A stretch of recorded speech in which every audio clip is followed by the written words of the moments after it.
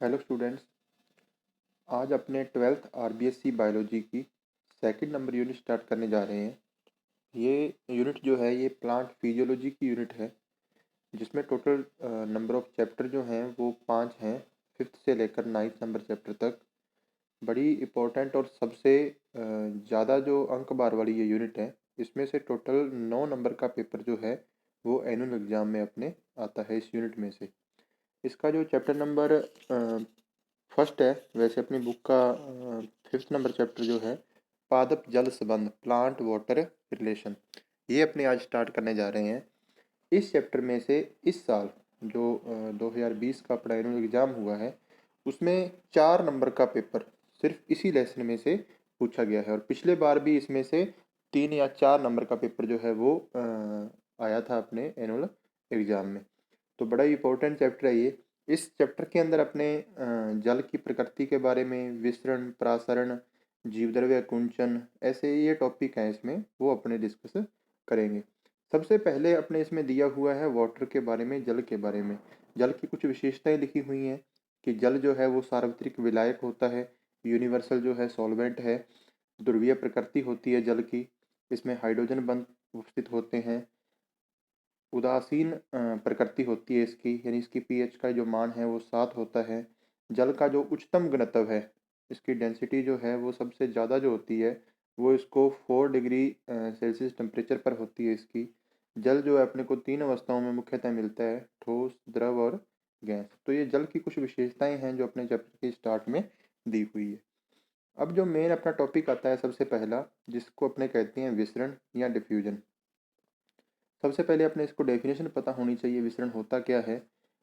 अणुओं का अपनी अधिक सांद्रता से कम सांद्रता की ओर जाना क्या कहलाता है? विसरण कहलाता है। अणुओं का अपनी अधिक सांद्रता से कम सांद्रता की ओर जाना विसरण कहलाता है। जैसे फॉर एग्जांपल, इसमें कुछ एग्जांपल अपने पढ़ेंगे आगे भी। जैसे आप किसी बंद कमरे के अंदर या किसी भी रूम के अंदर आपने अगरबत्ती लगा दी, और जैसे ही आप अगरबत्ती लगाते हो तो उसकी जो खुशबू है वो धीरे धीरे धीरे धीरे उस अगरबत्ती वाले स्थान से सारे कमरे में जो है वो फैल जाती है। तो ये जो प्रक्रिया हुई, ये विसरण के कारण हुई। अमोनिया की बोतल को जब आप खोल देते हो तो उसकी जो गंध है वो धीरे धीरे पूरे कमरे में फैल जाना, ये भी विसरण का उदाहरण है। पानी में अगर आप कॉपर सल्फेट को CuSO4 के टुकड़ा डाल देते हो तो धीरे धीरे पूरे जो पानी का रंग है, विलयन जो बनेगा उसका रंग जो है वो नीला हो जाता है। तो ये भी किसका एग्जाम्पल है अपने पास? विसरण का उदाहरण है। अमोनिया की गंध का पूरे कमरे में फैल जाना, पानी में CuSO4 डालने पर नीला हो जाना, ये सारे के सारे जो डिफ्यूजन या विसरण के उदाहरण हैं। अब विसरण हुआ क्यों? अणु जो है वो एक स्थान से दूसरे स्थान पर गए क्यों? तो अणुओं की ये जो गति है, यानी उनका जो एक स्थान से दूसरे स्थान पर जाना है, ये उनमें उपस्थित गतिज ऊर्जा के कारण होता है। यानी अणुओं में काइनेटिक एनर्जी प्रेजेंट होती है, जिसके कारण वो एक स्थान से गति करके दूसरे स्थानों पर धीरे धीरे फैल जाते हैं। अब नेक्स्ट एक टर्म आती है अपने पास, स्वतंत्र विसरण, इंडिपेंडेंट डिफ्यूजन। इंडिपेंडेंट डिफ्यूजन क्या होता है कि मान लो कोई दो पदार्थ एक साथ विसरित हो रहे हैं, एक ही जगह पर कोई दो पदार्थ एक साथ विसरित हो रहे हैं, तो उनका एक का विसरण जो है वो दूसरे के विसरण को किसी भी प्रकार से प्रभावित नहीं करता। मानो आप ये मानिए कि एक ही रूम के अंदर आपने एक अमोनिया की बोतल खोल रखी है, जिसकी गंध जो है वो विसरित हो रही है कमरे के अंदर, और दूसरी और आपने कोई भी खुशबू वाली चीज़ जो है या अगरबत्ती वगैरह है वो लगा दी। तो अगरबत्ती की खुशबू का उस कमरे में फैलना उसकी खुद के अणुओं की सांद्रता पर निर्भर है, अमोनिया की गंध का उस कमरे में फैलना उसके खुद के अणुओं की सांद्रता पर निर्भर है। ये दोनों प्रक्रियाएं एक दूसरे को प्रभावित नहीं करती, इसी को कहा जाता है स्वतंत्र विसरण। विभिन्न पदार्थों का विसरण अपने ही अणुओं की सांद्रता पर निर्भर करता है, अन्य पदार्थ की उपस्थिति से अप्रभावित रहता है, इसे स्वतंत्र विसरण कहते हैं। जैसे इसमें एक और भी एग्जाम्पल दिया हुआ अपने पास जो बुक में है कि पौधे जो है O2 का, CO2 का, जल वाष्प का जो विसरण द्वारा आदान प्रदान करते हैं, तो ये जो है इन प्रक्रियाओं का, जल वाष्प का बाहर निकलना, CO2 को अवशोषित करना, अपने रंध्रों के द्वारा O2 को बाहर निकालना, ये एक दूसरे को किसी भी प्रकार से प्रभावित नहीं करते। नेक्स्ट अपने पास आता है कि विसरण को प्रभावित करने वाले कारक कौन कौन से फैक्टर हैं जो विसरण की प्रक्रिया को प्रभावित करते हैं। सबसे पहला जो अपने पास फैक्टर दिया हुआ है वो दिया हुआ है टेम्परेचर या तापमान। अभी अपने बात की थी कि विसरण की प्रक्रिया जो होती है जिसमें अणु एक स्थान से दूसरे स्थान पर जाते हैं, ऐसा उनमें पाई जाने वाली गति ऊर्जा के कारण होता है। तो अपने आप पढ़ते हो फिजिक्स में कि जैसे ही आप टेम्परेचर को इंक्रीज करते हो, टेम्परेचर बढ़ाते हो, तो जो अणुओं की गतिज ऊर्जा है, काइनेटिक ऊर्जा जो है वो क्या हो जाती है, इससे इंक्रीज हो जाती है। जैसे ही आप टेम्परेचर बढ़ाते हो तो अणुओं की जो गतिज ऊर्जा है वो बढ़ जाती है। जब अणुओं की गतिज ऊर्जा बढ़ जाएगी तो फिर उनके विसरण की दर भी क्या हो जाएगी, ज़्यादा हो जाती है। तो तापमान जो है वो डायरेक्टली प्रोपोर्शनल होता है किसके, विसरण की दर के समानुपाती होता है डायरेक्टली। जैसे ही आप तापमान बढ़ाओगे वैसे ही विसरण की दर जो है वो इंक्रीज हो जाती है। सेकंड जो अपने पास आता है वो आता है जो पदार्थ विसरित हो रहा है उसका घनत्व कितना है, उसकी डेंसिटी कैसी है। तो विसरण की दर जो है वो घनत्व के वर्गमूल के व्युत्क्रमानुपाती होती है। यानी कि जिस वस्तु का जितना ज्यादा घनत्व होगा उसका जो विसरण है वो उतना ही क्या होगा, कम होगा। इसलिए जब अपने ठोस, द्रव और गैसों में विसरण की दर की बात करते हैं तो अपने सभी जानते हैं कि ठोस जो होते हैं उनमें उनका घनत्व सबसे ज्यादा होता है। उससे कम जो होता है वो द्रव का होता है। उससे कम जो घनत्व होता है वो गैसों का होता है। क्योंकि ठोसों का घनत्व ज्यादा है तो यहाँ पर विसरण की दर क्या रहती है, कम रहती है। द्रव की उससे कम रहेगी, विसरण की दर जो है ठोस के मुकाबले ज्यादा रहेगी, घनत्व कम है। तो गैसों में विसरण की प्रकृति जो है वो सबसे ज्यादा पाई जाती है। क्यों?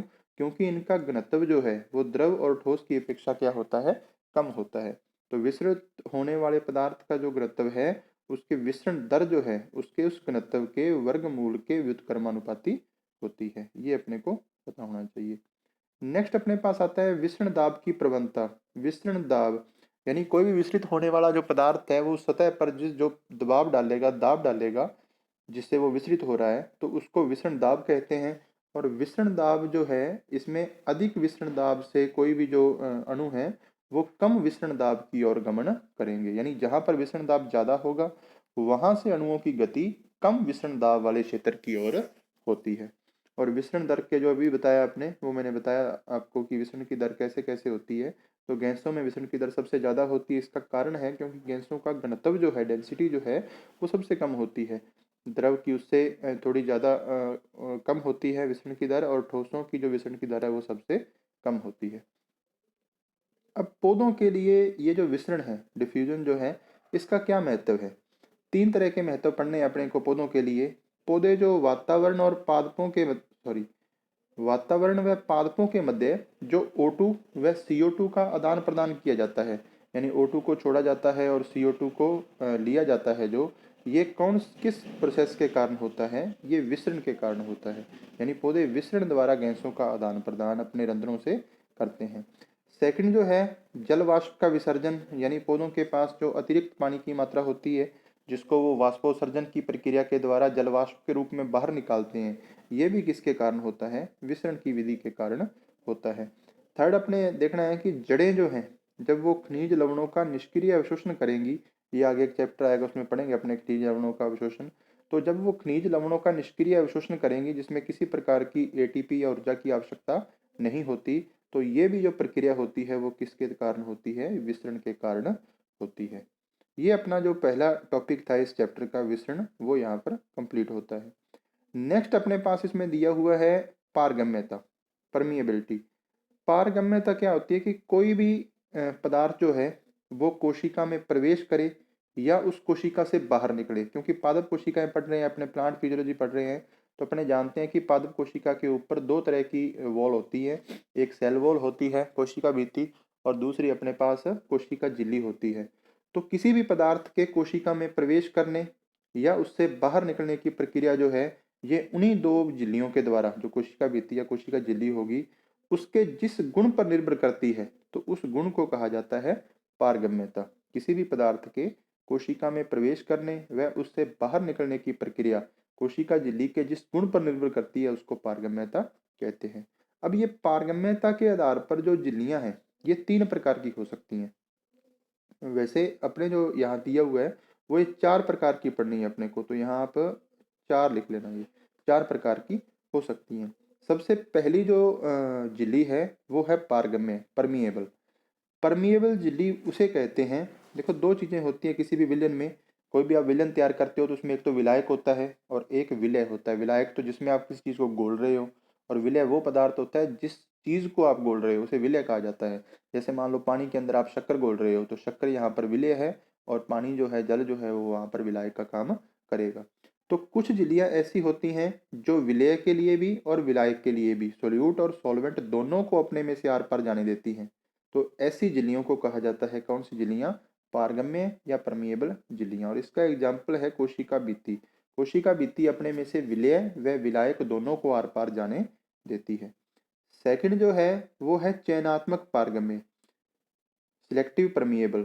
चयनात्मक या विभेदात्मक भी बोलते हैं इसको। तो चयनात्मक पारगम्य वो होती है जो विलायक के लिए, सॉल्वेंट के लिए तो अधिक पारगम्य होती है, जबकि विलय के लिए, सोल्यूट के लिए कम पारगम्य होती है। यहाँ ये वर्ड ध्यान रखने हैं, अधिक पारगम्य किसके लिए है? विलायक के लिए। और कम पारगम्य किसके लिए है? विलय के लिए। यानी कुछ चुने हुए विलय जो हैं वो इसमें से आर पार जा सकते हैं, सभी सोल्यूट या विलय को ये अपने में से आर पार जाने नहीं देती, इसलिए इसका नाम अपने चयनात्मक पारगम्य रखा है। इसमें एग्जाम्पल अपने पढ़ेंगे, एक तो कोशिका झिल्ली जो होती है वो चयनात्मक पारगम्य होती है। ये 11th में जब आपने कोशिका के बारे में पढ़ा था तो वहां देखा था कोशिका झिल्ली जो है वो अर्ध पारगम्य व चयनात्मक पारगम्य दोनों प्रकार की होती है। कैसे, वो भी आपने देखेंगे आगे। सेकंड जो इसमें एग्जाम्पल आता है वो आता है टोनोप्लास्ट। टोनोप्लास्ट क्या होता है कि जो पादप कोशिका होती है उसमें एक बड़ी सारी बीच में रिक्तिका पाई जाती है, खालिस्तान वैक्यूल। इस वैक्यूल की ये जो वॉल है, ये वाली, इसको कहा जाता है टोनोप्लास्ट। तो ये दोनों जो हैं, कोशिका झिल्ली और टोनोप्लास्ट, ये दोनों ही कैसी नेचर की होती हैं? चयनात्मक पारगम्य होती हैं। थर्ड अपने पास आता है अर्ध पारगम्य, सेमी परमिएबल। कुछ कंडीशन में अभी देखा था कि जो कोशिका झिल्ली थी वो कैसी थी? चयनात्मक पारगम्य थी। लेकिन कुछ कंडीशन, कुछ परिस्थितियों में कोशिका झिल्ली जो है ये केवल और केवल विलायक के अणुओं को आर पार जाने देती है, उसके लिए पारगम्य होती है, विलेय के लिए अपारगम्य होती है, यानी विलेय के अणुओं को आर पार अपने में से नहीं जाने देती। तो उस कंडीशन में कोशिका झिल्ली जो है वो अर्ध पारगम्य की तरह व्यवहार करती है। तो कोशिका झिल्ली जो है वो अर्ध पारगम्य भी होती है और वो चयनात्मक पारगम्य भी होती है। फोर्थ जो अपना इसके अंदर आता है वो आता है अपारगम्य। अपारगम्य झिल्ली उसे कहते हैं अपने जो ना तो विलय को और न ही विलायक को अपने में से आर पार जाने दे। तो ऐसी झिल्ली जो है, ऐसी मेम्ब्रेन जो है, उसको कहा जाता है अपारगम्य। और इसके एग्जाम्पल हैं दो, एक है क्यूटिकल और दूसरा है कॉर्क, काग बोलते हैं इसको। ये क्वेश्चन आरबीएससी 2020 जो इस साल एग्जाम हुआ है उसमें 1 नंबर का ये क्वेश्चन पूछा जा चुका है।